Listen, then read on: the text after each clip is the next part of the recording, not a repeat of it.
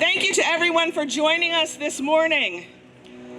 Over the past few days, I continue to read that something is really wrong in America. We all know something is wrong. And that's why we are here every Saturday for 28 weeks now. For 28 weeks, we have peacefully gathered, united by our shared commitment to community, justice, and hope. Hope that together our voices can create meaningful change and foster deep connections across our town and throughout our nation. Today, we are focusing on the fact that it is wrong that housing is still a crisis for victims of domestic violence, and we will hear more information about that shortly. First, I want to thank Lenny Levine for providing music this morning. Lenny is a longtime folk singer and songwriter. He has written songs for Diana Ross, Barry Manilow, and the Pointer Sisters, and has sung backup for Billy Joel, Neil Diamond, Carly Simon, and others. He is also a well-published, think outside the box writer. Thank you for being here, Lenny. I also want to thank Tony Heslin. Tony's not here today. Tony's owner of Notch 8, Shakedown Street Eats, and Fat Tony's Deli. Thank you for supporting our rallies and, as always, providing water. We hope all of you will continue supporting Tony's Restaurants, Reading Roasters, and all of our Bethel businesses. And special thanks to our Bethel Police for always being here. We appreciate that. And there are a couple of things I want to point out today. I want to make sure you are aware that on Sunday, tomorrow, from 1 to 4 at Molten Java, they are hosting Empathy for Families Impacted by ICE. It's a special concert and fundraiser by Barry Seroff, who has played at our rallies in the past. And then on Sunday, October 14th, you can join Bethel's Safe Walk at 8 a.m., gathering at the Municipal Center. Safe Walk is the Center for Empowerment and Education's premier event to create communities free from interpersonal violence. For more information, there are flyers on the information table, or you can see Leslie, who's here in our group. She's right here waving her hand. I also want to call attention to the car wash that the high school lacrosse team is holding down behind the Municipal Center. And over in front of the library, Yukon Extension's Master Gardeners program is handing out ice cream, and they have books. So another place to stop after our rally. Our approximate schedule for today is now 11:15 to 11:45. We're going to have our program and music. And at 11:45 to noon, Kennedy will lead us with our rally at the curb. About noon to 12:20, we'll embark on our march. And then we'll wrap up back here at P.T. Barnum Square. You're welcome to stay as long as you like. I want to call attention again to the table on the green, where you'll find sign-making supplies, information on more ways to get involved in community activities, and a QR code to sign up for our newsletter. And you're welcome to add a note to our banner that many of us have already signed.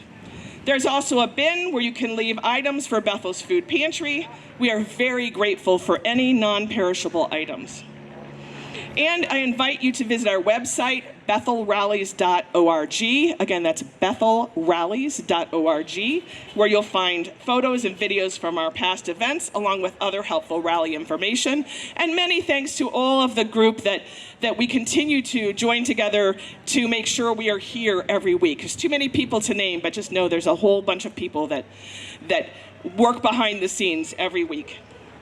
We are distributing buttons, flags, and bracelets. These are complimentary, but donations to support our rally expenses are always welcome. And as always, we appreciate everybody parking away from P.T. Barnum Square. We want to keep spaces open for our businesses. And lastly, if anybody in a passing car or in our general vicinity says something unpleasant or negative, please stay calm. Don't yell back. It's always better if you have to say something to say, "Have a nice day," or remind them we're here for them too. All right, as I mentioned earlier today, we are bringing attention to the continued housing challenge facing many, especially women impacted by domestic violence. According to the American Bar Association, 38% of all domestic violence victims become homeless at some point, and more than 90% of homeless women have experienced violence in their lives. The state of Connecticut's data from 2024 shows that homelessness has increased 13%, of which 44% were children. Even before the current administration's plans to cut spending on social programs, 1 in 4 people were being turned away from life-saving services due to capacity constraints. Anticipated cuts to the SNAP program and new work requirements for Medicaid will impact those who are already housing insecure. That's where Amos House steps in, providing transitional housing and support, especially for women and mothers. So joining us today is Jennifer Seeley. Jennifer serves as the executive director of Road to Home at Amos House, where she leads with a deep commitment to addressing homelessness and housing insecurity in our community. With a background in nonprofit leadership and a passion for social justice, Jen has dedicated her career to building programs that not only meet immediate needs, but also empower individuals and families to move toward lasting stability. Jennifer? Good morning. As you know, I'm Jennifer Seeley, and I'm the Executive Director of Road to Home at Amos House. We are a transitional living facility for homeless women and their children in Danbury, right over the line. I'm also a foster parent of 3, and my husband is a retired Marine Corps veteran. So when I talk about budget cuts and public policy and how they affect families, I'm not just speaking as a nonprofit leader.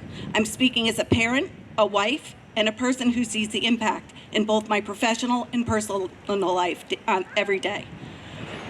We don't just give people a place to stay at Road to Home at Amos House.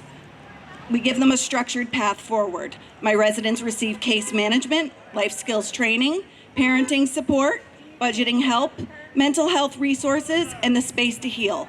They come to us in crisis, and they leave with confidence and a plan. Let me be very clear. My families are so deserving. They are doing everything they can to rebuild their lives. They just need a safe place to do it and people who believe in them. In the United States, 1 in 3 women will experience physical violence at the hands of an intimate partner. It is not a random statistics. It's someone you know, a neighbor, a friend, a relative. More than 50% report that DV is the cause of their homelessness, a fact that is accurate in my facility today. Most shelters don't accept women, and especially not women with children. So when a mother decides to leave an abusive situation, there may literally be nowhere for her to go. That is why my program and others like it are so important. We are one of the few places that say yes. Yes, we will take you and your children. Yes, you can stay long enough to truly rebuild. Yes, your family matters, and you are not alone. But there's the reality. We don't receive any federal or state funding. Every dollar raised, I raise myself through private donations, grants, and the kindness of my community. As budget cuts continue across housing, food support, and mental health services, programs like mine are suffering, even though our need is only growing. This is where democracy matters. Democracy isn't just about who we vote for. It's about what we fund, what we protect, and what we prioritize. When programs like mine and SNAP and Medicaid get left out of budgets, that's not just financial, it's a moral decision. And it affects real people. And as the executive director of this program, I know the people behind the statistics. The women tucking their children in at night for the first times in months without fear, the moms studying for job interviews, the families holding on to hope. This isn't just personal. This isn't just work, it's personal, and my families matter. So today, I'm asking you to continue to raise your voices, tell your leaders, your friends, and your neighbors, and anyone who will listen to you that this work matters. Use your resources. If you can, give, please do. Every dollar helps a woman and her children be safe and move forward. Attend my signature event this Friday. Let people know that Road to Home and programs like it exist and that we make a difference, one family at a time. But mostly, I ask that you continue to be the kind of community that shows up when it matters most and continue to advocate for democracy that protects its most vulnerable. Thank you so much for having me here today.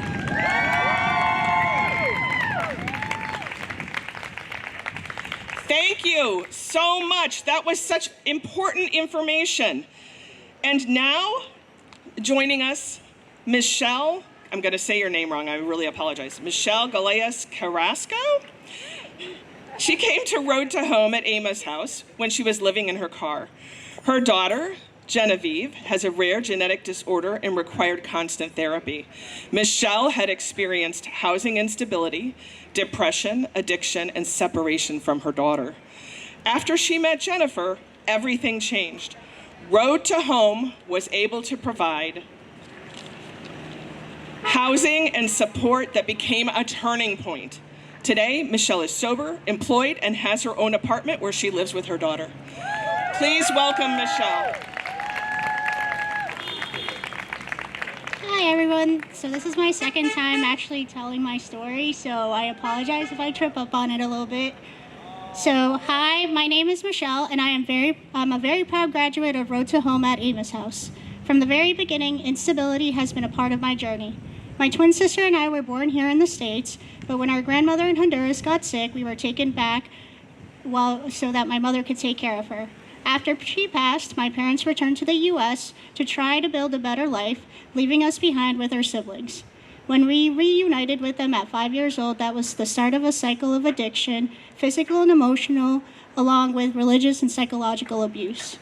My parents, to the world, painted the picture of a happy, thriving religious family, but behind closed doors, we lived in sadness and fear. My twin sister and I were taught very early that feelings made us dramatic, and standing up for ourselves meant disrespect with physical consequences to both. That any love we were given was conditional and could be taken away from just breathing in the wrong direction. Something broke in me when I turned 11, or maybe I was just tired of being a punching bag with no consequence.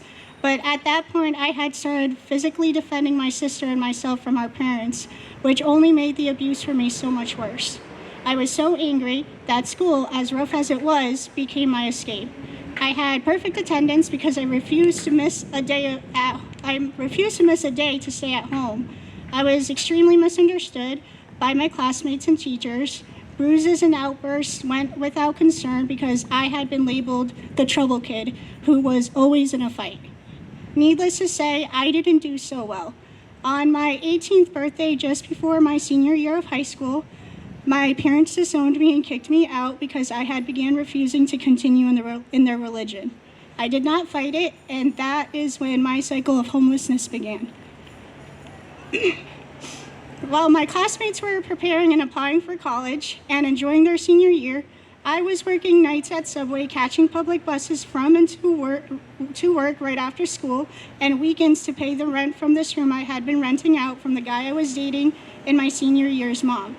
When that broke off at 20, I began moving a total of 9 times, constantly trying to find stability and guidance. At 24, I was living with my brother and became a single mom to my beautiful daughter, Genevieve. By the time she was 8 months, I knew something wasn't right.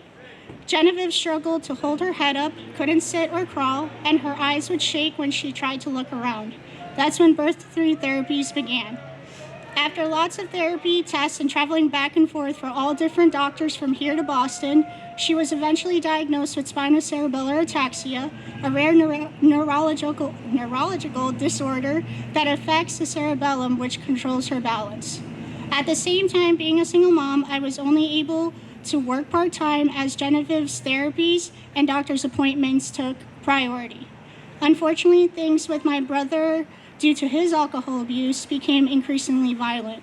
I had to move once again, which I did, into a friend's grandmother's basement that ended up flooding 4 or so months after I moved in. That landed me homeless once again. My godparents only had enough room for one, and since I couldn't afford to move again, I made the decision to have Genevieve temporarily stay with them while I slept in my car. I felt like a complete failure, like I was never going to break free of the chaos I grew up in, and I just remember feeling overwhelmed and extremely lost. I fell into a deep depression and started using alcohol as a crutch.